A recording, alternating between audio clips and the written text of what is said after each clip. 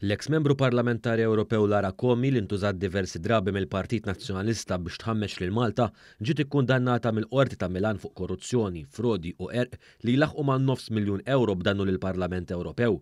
Hija ntbagħtet 4 snin u xahrejn ħabs fil-proċess imlaqqam Mensa Dei Poveri minħabba li l-erq kienet isir permezz ta' aġenzija l-formazzjoni ta' persuni f'qagħda vulnerabbli. Minn barra hekk ġiet interdettjata l-5 snin minn kull irwol pubbliku waqt li s-somma ta' €28,700 ġiet ikkonfiskata mill-kontijiet bankarji tagħha. Il-Qorti Taljana tat is-sentenza lil Comi fit-tmiem proċess ġudizzjarju li ra aktar minn 60 akkużatu mal-40 oħra implikati fit-tanġenti li involva wkoll il-finanzjar illegali tal-fera tal-partit fil-Lombardija. Id-deputata tal-partit imwaqqaf minn Silvio Berlusconi kienet spiċċata arrestata f'dara fl-2019 fuq dawn l-akkużi ta' korruzzjoni. Magħha it-tnejn instabbu ħatja wkoll politiċi, negozjanti, uffiċjali pubbliċi, ġurnalist u avukata fost oħrajn. Aktar reċenti Comi wkoll issemmit fil-każ Qatargate li jeżes il-Parlament Ewropew taħt it-tmexxija ta' Roberta Metsola.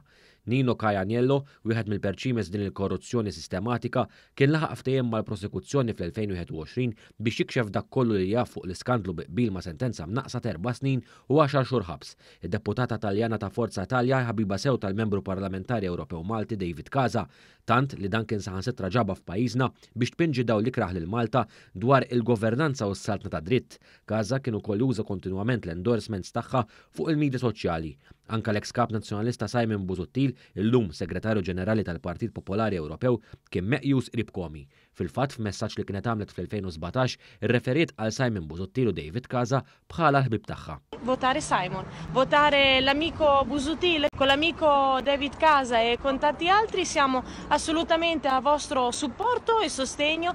Ironikament lura ftit ta' snin ilu kienu saru wkoll allegazzjonijiet ta' miżappropriazzjoni ta' fondi fil-konfront ta' Casa nnifsu.